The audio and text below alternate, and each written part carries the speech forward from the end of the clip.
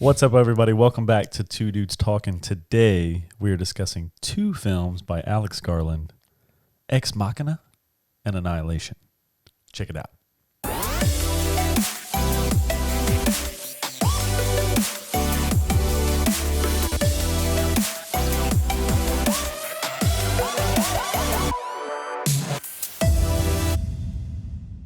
Good morning, Will. Good morning, Yeshua. What's up? What you think about these movies? Man, these are wild. These are wild movies, dude. And quick shout out to my boy Paul Wright, Paulie D, who inspired this episode randomly on a phone call one night. And dude's dope. And what a recommendation. Yeah, Dude, I was very, very pumped when you had told me he wanted us to do this one. I love all these kind of mind-bending, twisty movies, and yeah, both of these were. So I found out that Alex Garland is, I think Ex-Machina was his first directorial debut. Wow. But I think he wrote like 28 Days Later and those movies we were talking about the other day, which is like, I'm going to pull up that list while you... This boy is wild. He is. You know? So yeah, Paul Wright inspired us to do a versus, Ex-Machina versus Annihilation. Ex-Machina came out in 2014. It stars Domhnall Gleeson, Oscar Isaac, and Annihilation came out in 2018, which stars Natalie Portman, Tessa Thompson. Who's the other main person in that film? Oh yeah, Oscar Isaac again. Yeah.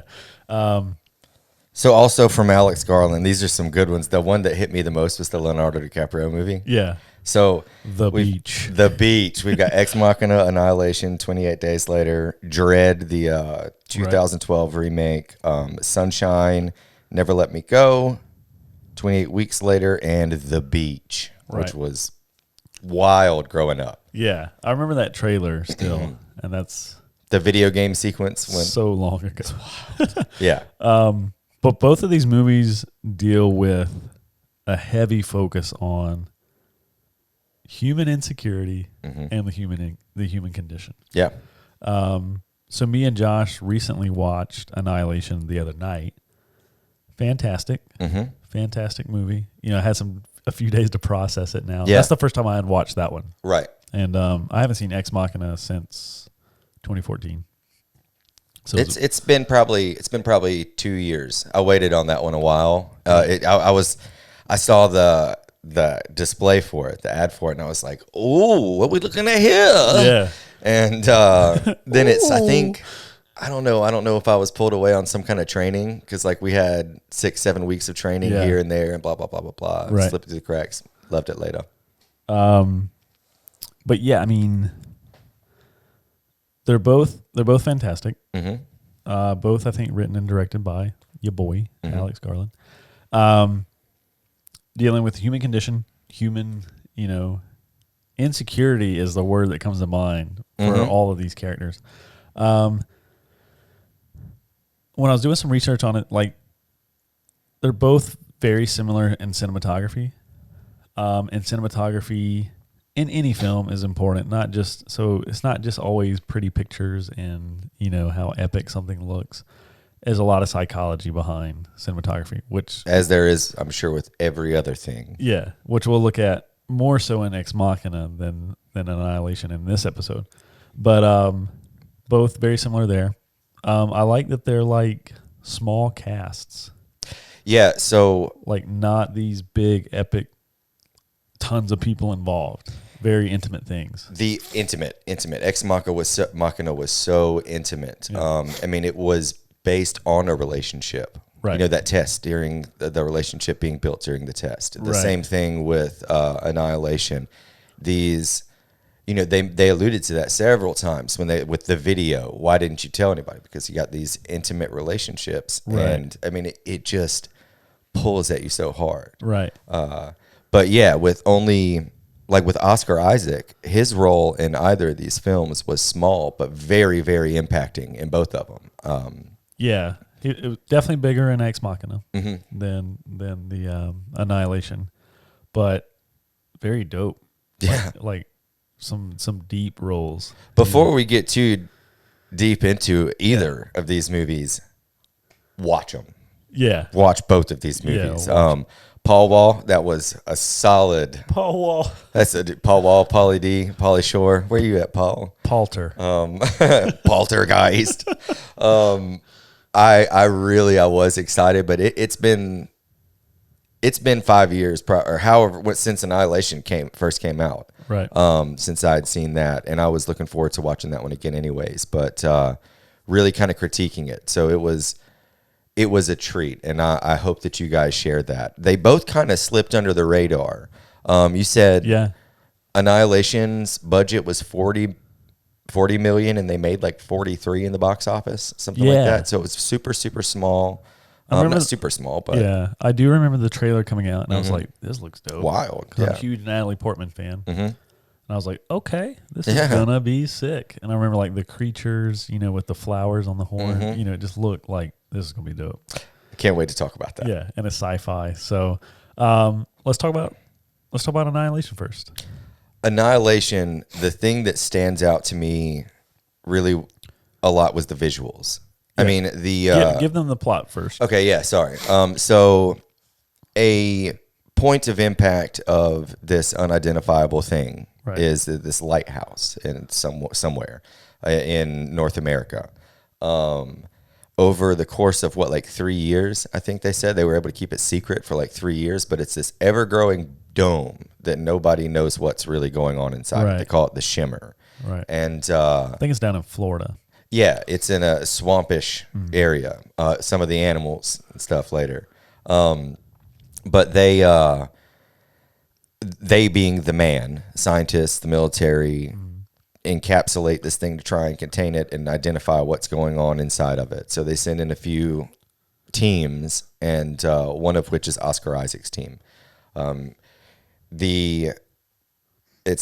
Natalie Portman and Oscar Isaac are a couple, married couple, and she's a veteran and he is an active duty military member, but she thought he was dead. And this is no secret in the story. Right. Yeah. It's not a spoiler there. This film is also very non-linear. Yeah. So you're getting pieces at different times than you normally would. Right. So they're introduced after he's been gone for a year inside this thing, and he's the only survivor of all of the teams before. And now when he comes home, she finds herself in a position that she now wants to go into this thing to kind of validate what he did. Right. He's going through some stuff now, and she wants to make that worth something. So she goes in with this team of it's like a psychologist, biologist. She's the biologist. There's a paramedic. Yep. And then two other. Yeah, one's like Tessa Thompson's character is a scientist. She's either like a psychiatrist or a chemist. Yeah, a bunch of very, very capable women go into this completely mysterious thing to find whatever it is they're looking for at the source, the point of impact. Right. So they're trying to get to the lighthouse, see what's going on. And the as they leave, they're well aware, they're looking for what happened to the other teams. The two theories are that something killed them inside and they never came back out, right? Or they went crazy inside and killed themselves and each other. Right. So they know that it's a dangerous situation, and that's exactly what it is. But it was so beautiful. When they get inside this thing, I felt like it was like Alice in Wonderland almost. Yeah. I'm gonna let you take it for a minute. Yeah. Give me your take on. Yeah, it's there's a lot of metaphors in the film. Mm-hmm. Like any other film. But yeah, the Shimmer it's like if you've ever seen oil on water and how it's refracting distorts, the light, refracts and distorts, and all that color. Mm-hmm. That's basically what they're walking into. But like Josh said, it is like a dome, or this It's purporting itself like as this dome. This and it's getting expanding bigger bubble. every day or Right. by the minute, basically. Right. But it's changing the biological structure of everything inside of it. Yeah. Which obviously can allude to problems. Down to they go into it with these scientists down to RNA, DNA level. Like everything is changing. Yep. Yeah. It's not like, a frog now has 2 heads. It's like a frog now might have human arms, but not silly like that. Why do all the chickens have human arms? But yeah, so they go in, and what I loved about the movie is the metaphor of this reason, this will to live, this trying to find out a purpose in something. So they're going into this dangerous situation that they're just like, like you said, there's 2 theories. Either something in there killed them or something in there is making them kill themselves. So it's like, we got to figure this out. You know what I mean?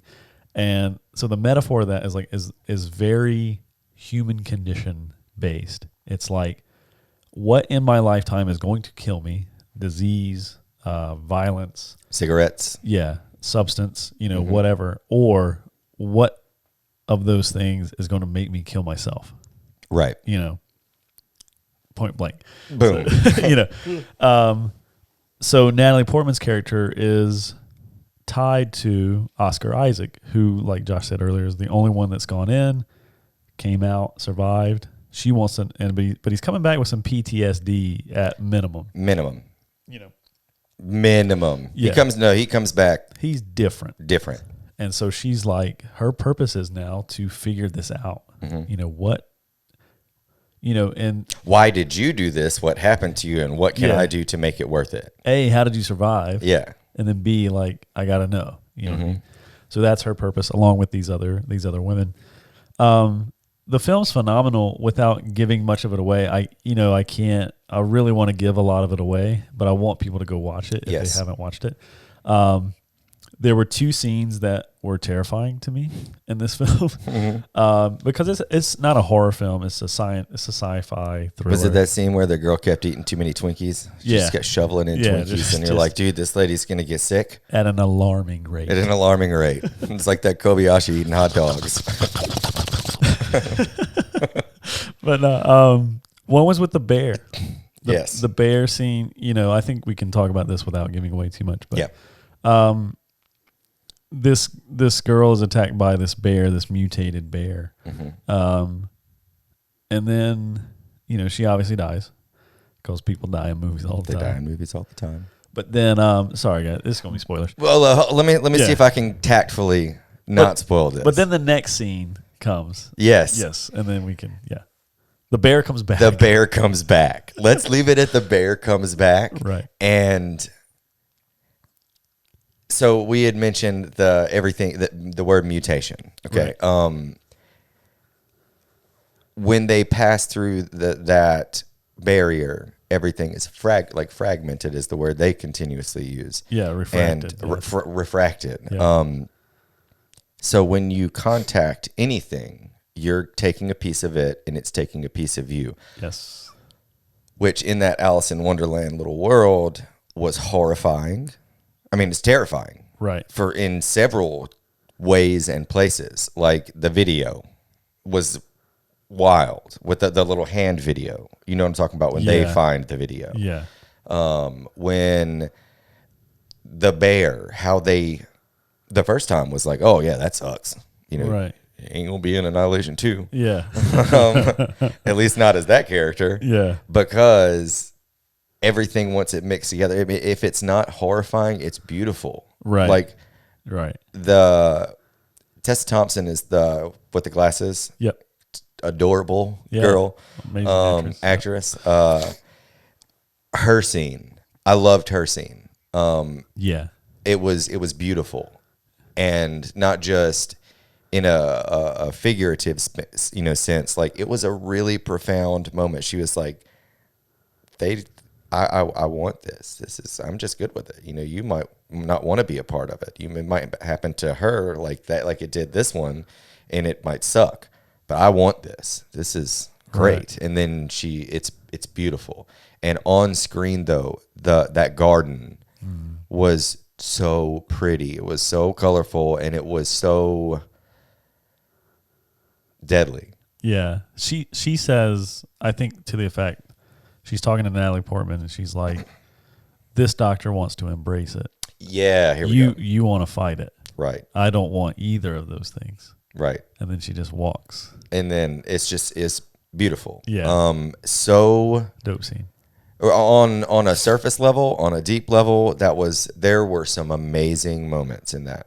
Yeah. In that movie in general. The end. The ending was another terrifying part, which I will not give away. Right. But I will say the sound effects were on point. So good, dude. That soundtrack, it's like just soundtracks alone in movies, they often have themes, they have all these things, but like they excite or whatnot.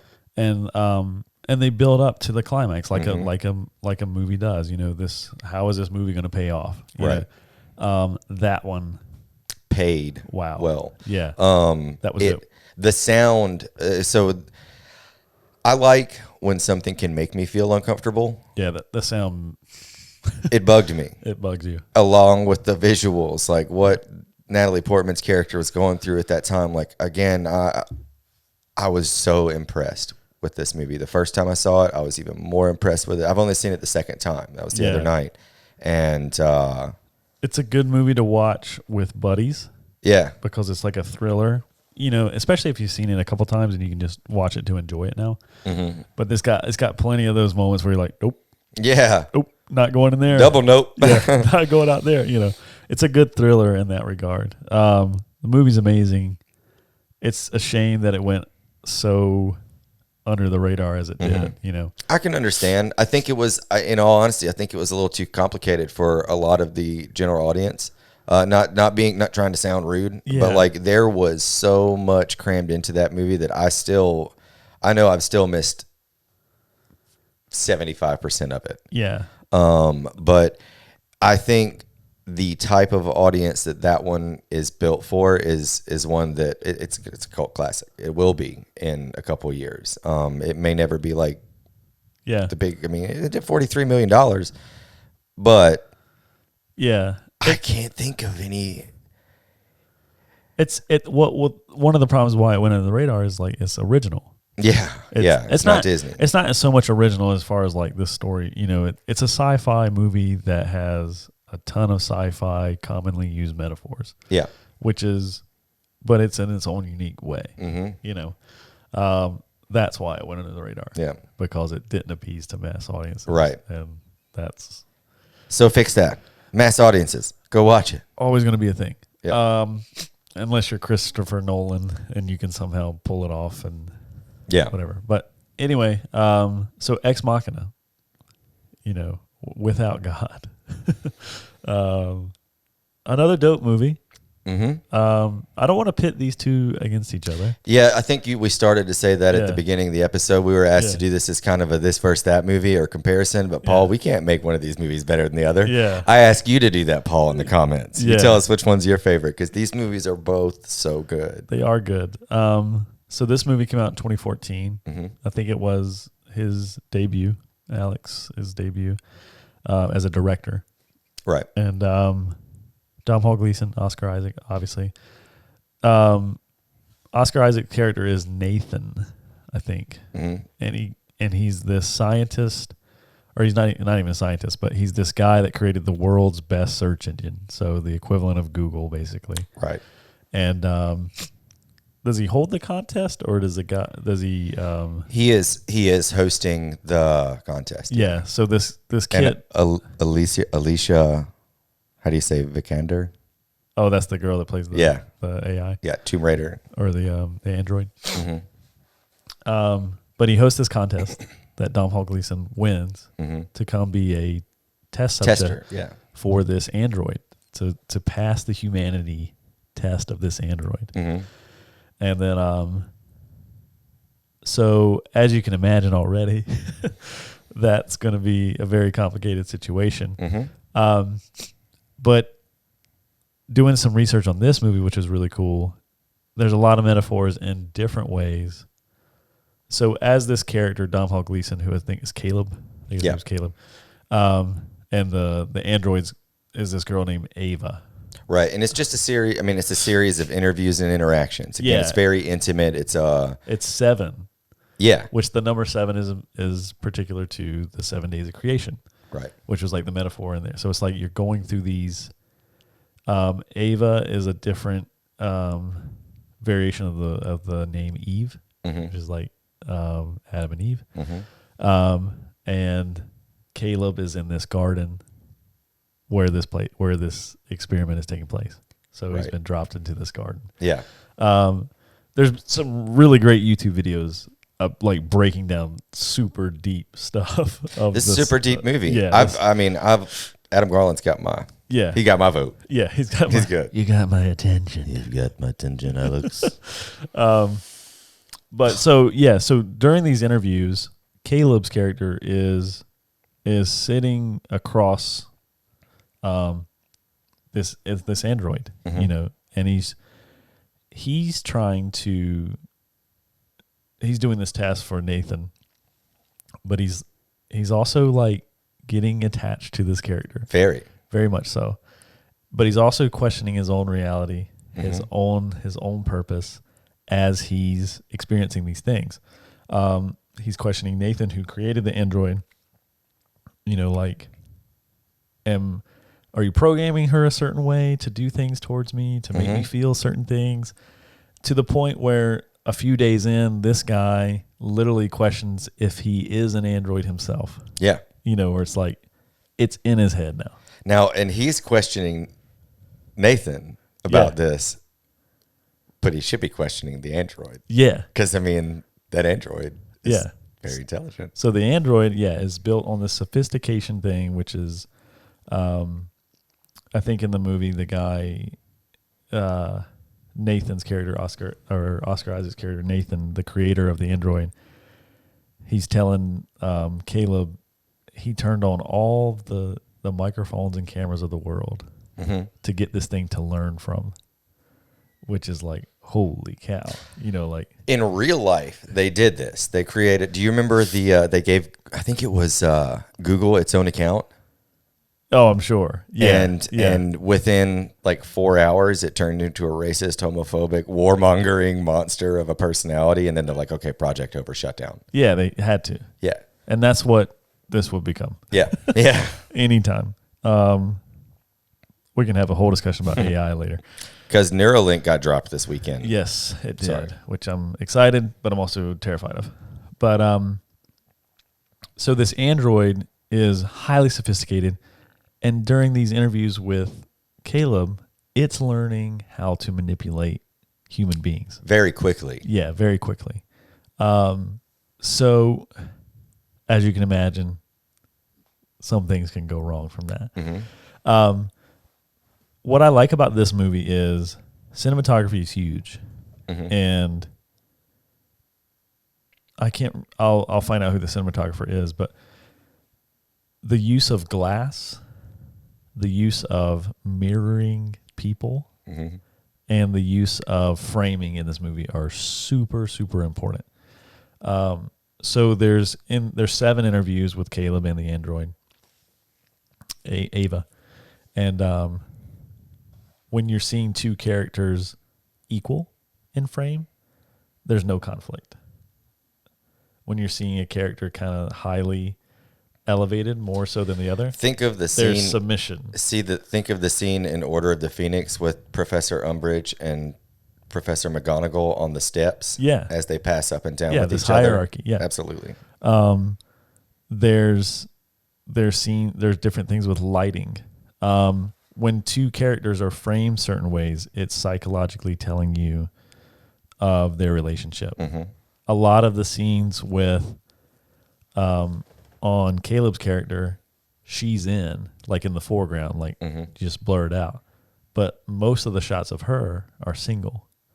So what this is saying psychologically is he's attached to her. She's in his mind. And she's not attached to him. Right. But then there's moments in this movie that go on later that that they both experience that. Yeah. And then the use of reflections in this glass and stuff. Obviously, the glass is a physical barrier. So if you're seeing a character through that thing, as a camera, you're separated. Right. You feel separated from them. As the movie goes on, you start seeing different characters from different points of view, from outside the glass or in the glass. But the use of reflections in this case is like you're having an inner struggle or like a split personality. Right. There's two things that you want that you're battling yourself against to go after this thing. In Ava's case, it's as she's getting more mature and like learning this stuff quickly, rapidly over 7 days, which is insane. She starts to have her own internal struggles as an android. Dom Hall Gleason's character, Caleb, as he's just a normal human being, right, has his own already. And his infatuations to deal with. Yeah, it's an amazing movie, dude. So it makes me think of a couple other things. Chappie is phenomenal. Yep. That would be Neil Blomkamp, South Africa. Yep. Dee Antwoord does the soundtrack for that, and I love them. I've seen them live. Yeah. My favorite, it's not the best concert I've ever seen, but that's my favorite concert I've ever been to. Nice. So a designer comes up with legitimate AI, and instead of being interviewed like this one, I mean, it is the robot wakes up, and over like 6-7 days, same thing happens, except for it's learning everything. It's not been exposed to all the cameras in the world. Right. Like it's just new. So it kind of, that growth is portrayed very differently, but it's also very impacting. Like I got choked up when I watched Chappie because, I mean, it was just so wonderful seeing a thing come from like nothing into maturity. Same thing with Ex-Machina, but it really made me think a lot of the first 2 seasons of Westworld.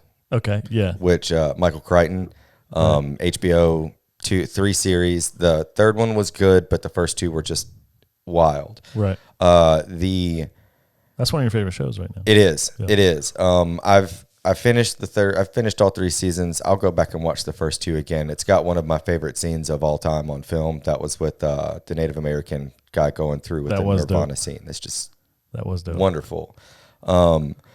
Anyways, the problems you mentioned earlier, you're like, certain problems will arise. That's what made me think of Westworld and this similar concept. So you got a theme park. I'm going to keep this very short.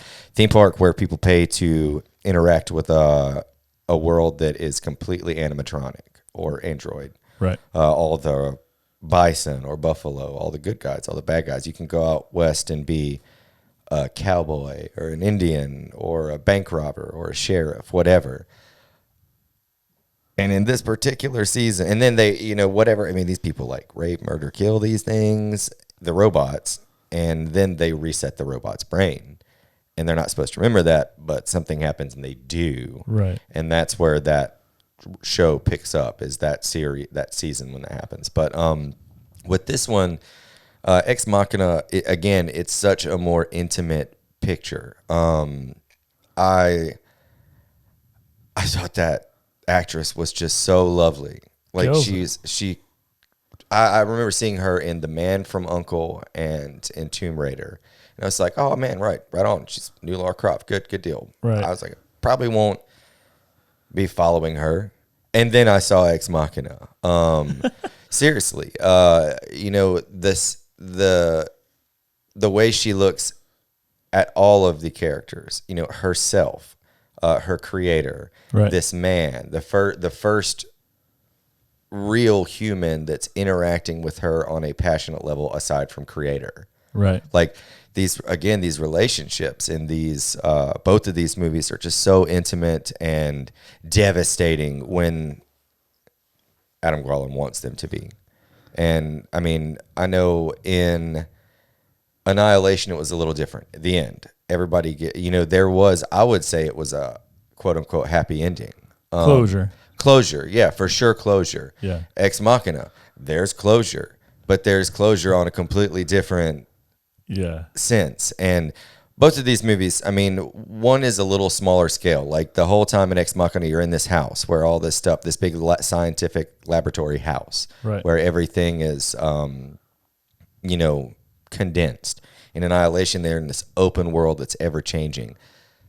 But I was still so drawn to find out, like I love the idea of the 7 days of creation with the 7 interviews, because I want to see the next one. Right. You know, it's like, boom, okay, heck yeah, that was wild.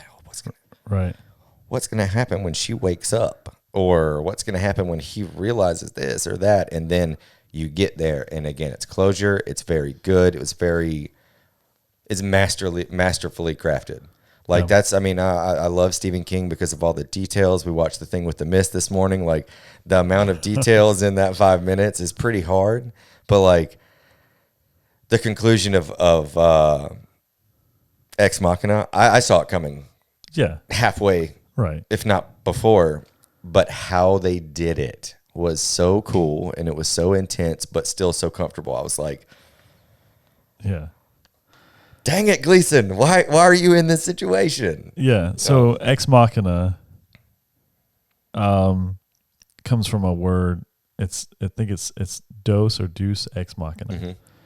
Deus. And Dos. it means God from the machine. Right. And that gives away the movie right there. What's the creation of life? Yeah. That is. So the movie is predictable in some ways. But like, so you got Ex-Machina, you got Annihilation. They're both dealing with the human condition, very much so. Insecurities, doubts, fears, desires, even all these things on a deep human level. They're very metaphorical. Both films. They're both intimate. We keep coming back to that word. Very good movies. They are like a Thursday night kind of film. You're going to need some time probably for each of these before you go out and trust people again, carry on with your life. Yeah. But great, very engaging, entertaining. I was just so impressed with cinematography on Annihilation. Yeah. It was amazing. And the special effects were just so good. The God in the machine, like that's that concept's been around since before we had computers as we know it. Of course, yeah. And it's such a scary thing. So even though Annihilation is a little more of a thriller.